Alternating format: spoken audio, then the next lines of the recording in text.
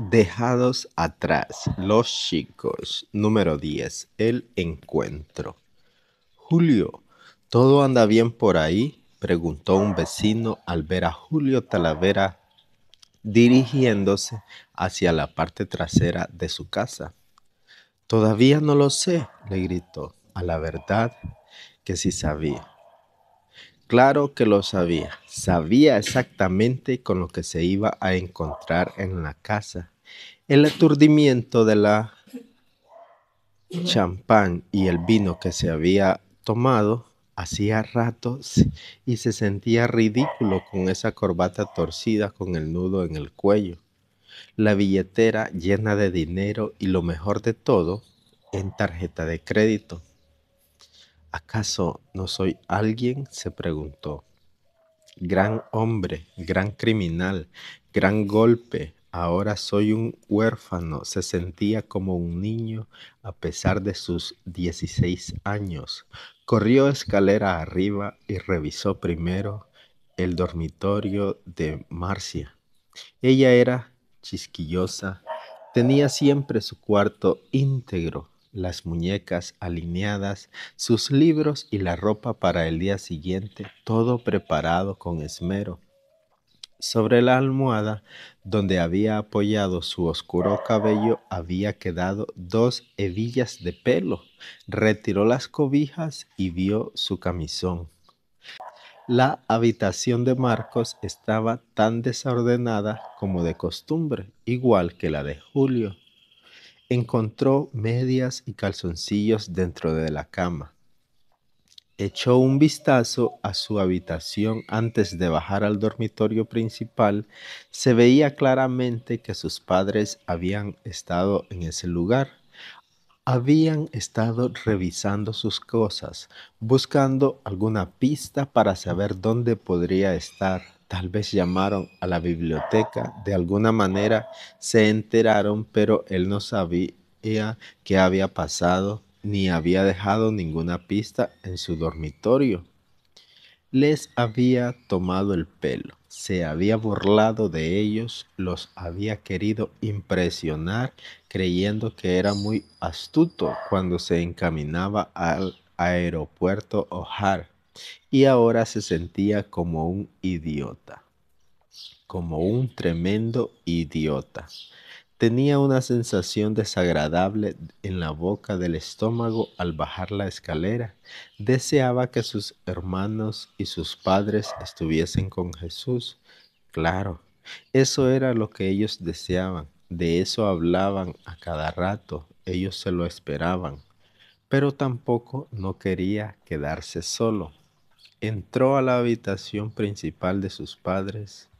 Las cortinas estaban cerradas y estaba todo oscuro. No encendió la luz, dejando que sus ojos se fueran acostumbrando a la penumbra.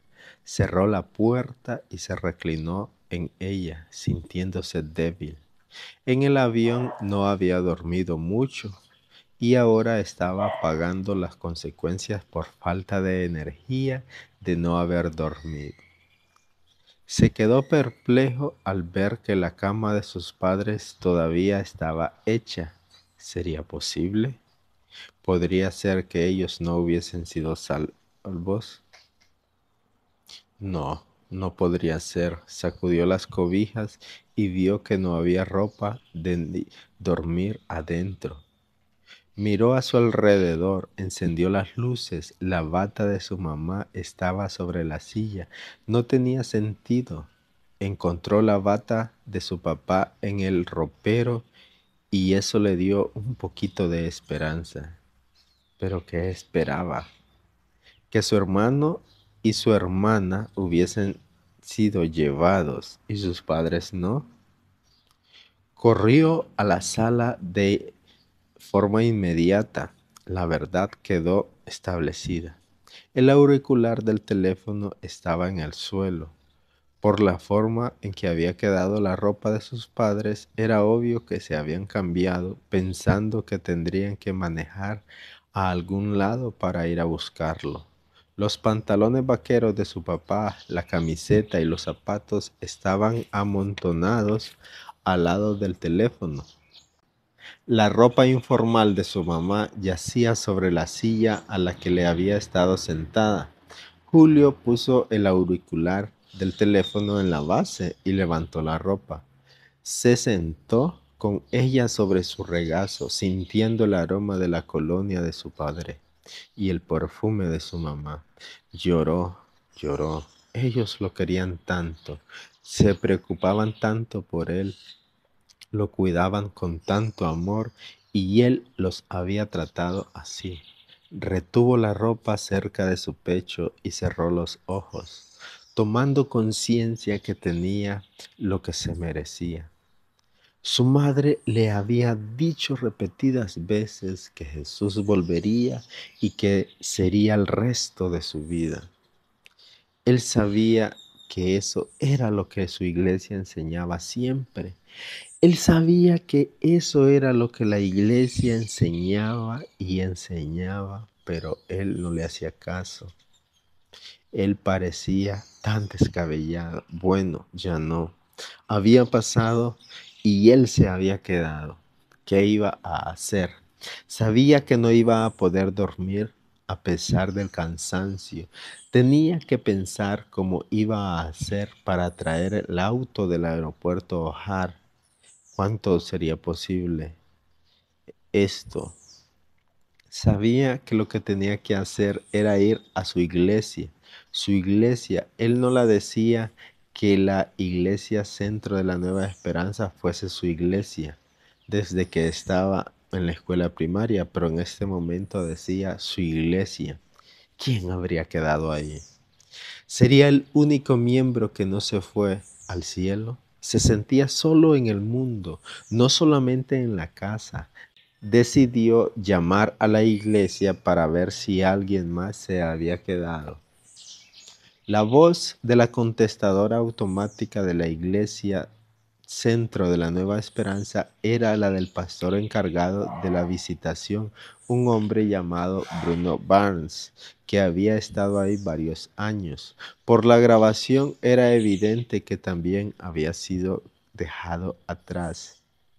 Se ha comunicado con la Iglesia Centro de la Nueva Esperanza. Estamos organizando un estudio bíblico semanal, pero por el momento nos reuniremos solamente todos los domingos a las 10 de la mañana, debido a que todo el personal, excepto yo y la mayoría de los miembros de la congregación, se han ido.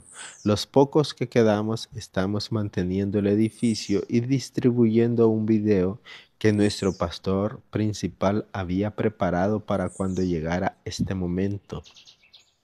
Puede pasar por la oficina de la iglesia en cualquier momento para retirar una copia gratis y esperamos verlo el domingo próximo.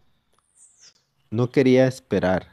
Buscó las llaves del auto de su mamá y lo sacó del garaje para manejar una corta distancia y encontrarse con todas las calles bloqueadas. Regresó a buscar la bicicleta de su hermanito. Se sentía muy cohibido. Estaba yendo a la iglesia y hasta donde podía recordar era la primera vez que realmente quería estar ahí. Cuando Ryan Dale alcanzó a ver el edificio de la iglesia de la Nueva Esperanza, no sabía qué pensar. Había asistido a la iglesia un par de veces en sus 12 años, pero no a esa. Un chico grande de pelo negro pasó a su lado en una bicicleta pequeña. Se miraron, pero no se hablaron. Ryan nunca lo había visto. El muchacho tiró la bicicleta delante de la puerta y entró apresuradamente. Ryan no tenía apuro, no sabía qué o a quién buscaba. Cuando llegó al edificio, el muchacho de la bicicleta estaba hablando con un hombre de unos 30 años, de pelo rizado y anteojos. Hijo, ¿en qué puedo servirte? Le preguntó el hombre viendo a Ryan por encima del hombro de Julio. Ryan no pudo articular palabra. ¿Qué se supone que uno pregunte en caso de que sea verdad que Jesús se llevó su gente al cielo? Se preguntaba. ¿Perdiste a tu familia?, le preguntó el hombre. Ryan asintió con la cabeza. Murieron, le dijo. No, están en el cielo con Jesús. No fueron llevados, insistió Ryan. Mi papá murió en un accidente aéreo y mi mamá en un accidente automovilístico. Bruno se acercó a Ryan. El muchachito estaba cohibido, pero dejó que el hombre lo abrazara. Me llamo Bruno Barnes, le dijo. Soy la única persona que ha quedado del personal de la iglesia y sé exactamente lo que pasó. En un rato voy a enseñar a un reducido número de jóvenes y eres bienvenido. ¿Usted va a enseñar? Bruno asintió. Sé lo que pasó porque me lo perdí. Tengo una grabación del pastor titular que ayudará a explicar. ¿Estás interesado? Ryan asintió. Lo mismo hizo el muchacho mayor a quien Bruno presentó como uno de la familia llamado Julio Talavera. Se estrecharon la mano. Ryan no conocía a ningún muchacho de la edad de Julio, salvo a algunos primos de California. Bruno dijo que estaba esperando a otros dos muchachos que llegarían. Me llamó por teléfono una tal Victoria Wire. La invité y volvió a llamarme para decirme que había invitado a un chico llamado Leonel Washington. Voy a esperar cuando estemos todos. Le quiero contar mi historia. Cuando llegaron Victoria y Leonel, Bruno llevó a los cuatro chicos a una pequeña oficina donde había un televisor y una reproductora de videos. No van a entender todo lo que el pastor dice, pero se van a asombrar al ver que él sabe lo que está pasando a pesar de haberse ido. Lo más importante es que a mí me ha pasado lo mismo que a ustedes. Perdí a mi esposa y a mis hijitos. Desaparecieron de sus camas e inmediatamente tomé conciencia que había vivido una mentira. Había estudiado en una universidad bíblica y era pastor, pero siempre pensé que podía vivir mi propia vida y nunca había tomado la decisión de recibir a Cristo. Julio, te conozco a ti y a tu familia. Me sorprende verte aquí, pero no me sorprende que el resto de tu familia se haya ido. ¿Sabes lo que pasó, verdad? Julio asintió, sintiéndose miserable. Bruno les pidió a los demás que compartieran su historia. Lloraron al hablar y lloraron al escuchar. Estaban unidos con una tragedia que ninguno de ellos jamás esperó vivir. Sé lo difícil que es para ustedes, dijo Bruno, pero les tengo buenas noticias. La pregunta que se estarán haciendo es si tienen alguna esperanza. Se perdieron a Cristo en su venida, pero no están perdidos para siempre. Van a vivir días y años muy malos, pero la Biblia dice que habrá una gran cosecha de almas durante este periodo. La gente puede ser salva y tener asegurada la entrada al cielo cuando muera. Eso no evitará que sufran, ni les calmará la soledad. Ni siquiera puedo imaginar un día en que no llore y lamente lo que he perdido. Pero ahora no me disculpo por decirle a todo el mundo que viene aquí cómo pueden recibir a Cristo. Es bien sencillo. Dios lo hace fácil si lo quieren escuchar. Solo díganlo y los guiaré. Victoria levantó la mano. ¿Quiere decir que si los hubiésemos hecho antes no nos hubiésemos quedado? Bruno asintió con la cabeza. Y todavía podemos ir al cielo. Cuando muramos, volvió a asentir. Todos quieren oír esto. Todos asintieron. Primero tenemos que vernos como Dios nos ve. La Biblia dice que todos pecamos, que no hay ni uno justo, ni siquiera uno. También dice que no nos podemos salvar nosotros mismos. Mucha gente cree que puede ganar el camino a Dios, al cielo, haciendo cosas buenas, pero ese es el mayor error que haya existido en la tierra. Dice la Biblia que la salvación no se debe a las cosas buenas que hayamos hecho, sino a la misericordia de Dios. Somos salvos por gracia, por medio de Cristo, para que no nos enorgullecemos por hacer cosas buenas. Pero yo no hice nada bueno, dijo Victoria. Ni siquiera intenté ir al cielo porque verdaderamente no creía en todo esto. ¿Y ahora qué crees? Le preguntó Bruno. Pienso que estaba equivocada. Yo también, dijo Julio. Conmigo somos tres, dijo Leonel. Ryan no dijo nada, pero Bruno no tenía duda que había escuchado. Todo esto era algo nuevo para él, excepto por lo que Raimundito había tratado de decirle mucho tiempo atrás. El castigo por el pecado es la muerte, siguió diciendo Bruno.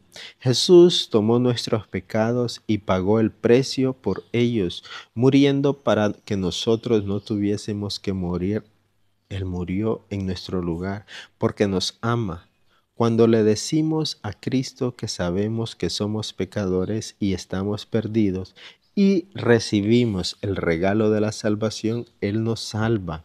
Se produce una transacción, un trato. Pasamos de las tinieblas a la luz. Dejamos de estar perdidos y somos hallados. Somos salvos. La Biblia dice que a todos los que lo reciben, Él les da el poder de llegar a ser hijos de Dios. Eso es Jesús, hijo de Dios. Cuando nos convertimos en hijos de Dios, tenemos lo que tiene Jesús. Somos parte de la familia de Dios. Somos perdonados por nuestros pecados y tenemos vida eterna. Después de ver este video de nuestro pastor que dejó, les voy a preguntar algo que nunca le pregunté antes a la gente. Quiero saber si están listos para recibir a Cristo. Voy a orar con ustedes y los voy a ayudar a hablar con Dios al respecto.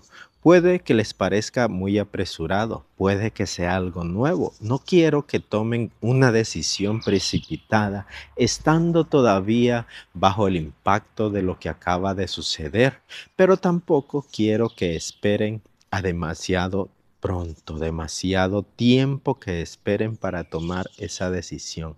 Que pospongan esto cuando el mundo se ha convertido ahora en un lugar más peligroso que nunca. Quizás se perdieron a Cristo la primera vez porque no había y no sabían demasiado sobre el tema, pero ahora ya lo saben. ¿Qué puede ser peor que saberlo y aún morir sin Cristo? Victoria se sentía una tonta. Leonel sentía una tristeza tan profunda que no sabía si alguna vez se le iría. Ryan estaba confundido. Raimundito, su amigo, le había dicho todo esto tiempo atrás y Ryan había pensado que esto era toda una completa estupidez. Ya no pensaba lo mismo. Mientras miraban la grabación, el pastor, quien ahora estaba en el cielo, diciendo lo que estaba pasando en este momento y cómo podían venir a Cristo, cada uno se sintió cerca del otro. Bruno les dijo que si llegaban a ser creyentes serían hermanos en Cristo, serían una familia. Luego descubrirían los vínculos que los unían. Un día, Julio se enteraría de que Ryan era el mejor amigo del hijo del piloto de avión en el que él había viajado. Victoria conocía a Leonel por medio de su hermana Carla, pero lo que no sabían era que su mamá había trabajado para la misma revista como el hombre que había ayudado al anciano que estaban en el mismo avión con Julio. Por ahora no eran más que 4 chicos de la misma ciudad que estaban viviendo el mismo problema y el mismo horror y compartiendo el mismo sufrimiento. Bruno parecía estar pensando en formar con ellos un pequeño grupo. A ellos les parecía bien, especialmente debido a su doliente soledad. Cuando terminó la grabación, estaban perplejos porque el pastor sabía con antelación todo lo que estaba pasando. Ciertamente era verdad, ciertamente esto exigía su atención y tenían que tomar una decisión. Todos estaban mirando a Bruno cuando les formuló la pregunta de los siglos. ¿Están listos? Les dijo. ¿Van a recibir a Cristo en su corazón? Y esta es la historia que nos narra en el libro Dejados atrás los chicos, donde 4 jóvenes son dejados atrás. Se cuenta la historia en la víspera antes de que pase el suceso, mientras está pasando el suceso y posterior al suceso, al rapto, como se trata en este libro de Dejados atrás.